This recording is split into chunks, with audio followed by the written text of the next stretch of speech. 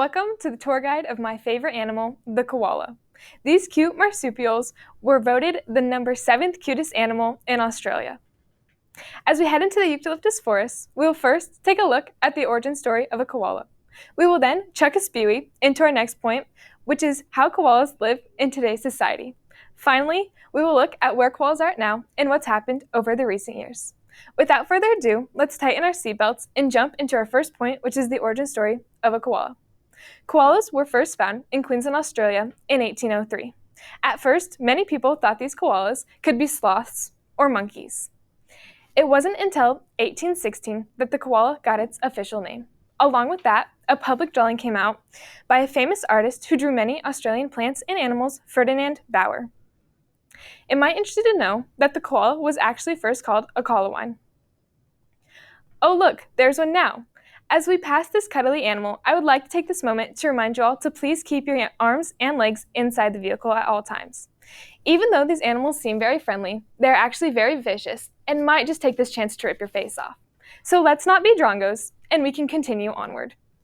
Did you know that koala fossils actually date back to 25 million years ago?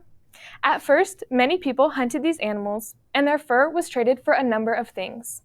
The people were then devo after finding out that the koala had gone extinct in South Australia, New South Wales, and there was as low as 500 in Victoria. Scientific discovery says that this is not the only thing that led to these extinctions. The koala government stated that for 6 months it would be open season on all koalas, which was very sad because this killed over 1 million koalas. And who could imagine life without these cute and cuddly koala hands and feet? The koala has 3 fingers and 2 thumbs on their hands, which is used to grab the leaves that they need to eat. And on their feet, they have 4 fingers and 1 thumb, which is used to hoist them up the trees. Let's claw our way into our next point, which is how koalas live in today's society. National Geographic says that koalas are mainly found in Australia. The reason for this is because they eat many eucalyptus plants, which Australia has an abundance of. A koala has to eat a minimum of 500 grams of leaves. If you were to picture this, it would be 2 grocery bags full of leaves. So I guess you could always say the koala will always be as full as a doctor's wallet. The koala's fur is so important because it repels moisture, which could be used as a really good raincoat. The average koala is 31 pounds and 60 to 85 centimeters long. The koala is nocturnal and sleeps almost 18 hours a day.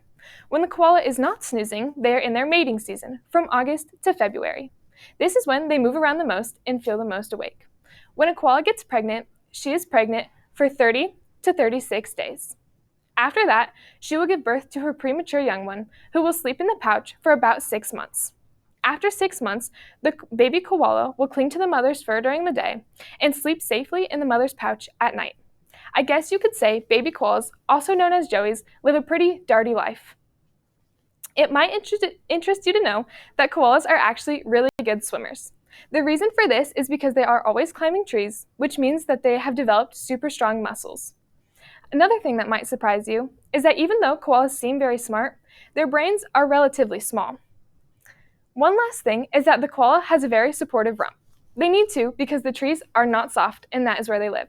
Some might say they even have some extra junk in their trunk.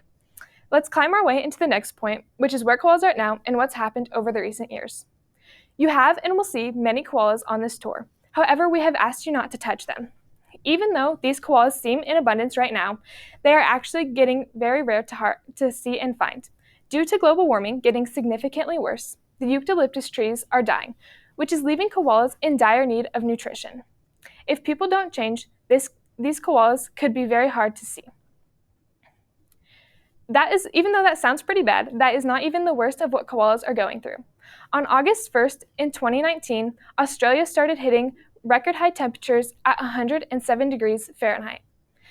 With the dangerous heat and the dryness in Australia, it was inevitable that fires were going to happen.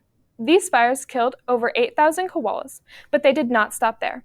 They also killed kangaroos, possums, birds, and frogs. In total, these fires killed 33 million creatures and burned over 37 million acres of land. Without brave heroes, like firefighters that stepped in to help these animals escape the burning fires, and without vets that helped heat-damaged animals and other health issues, these native Australian animals could be in much worse shape. The Rolling Stones article says that koalas are actually very clumsy and slow walkers on the ground, which led them much more vulnerable to the heat.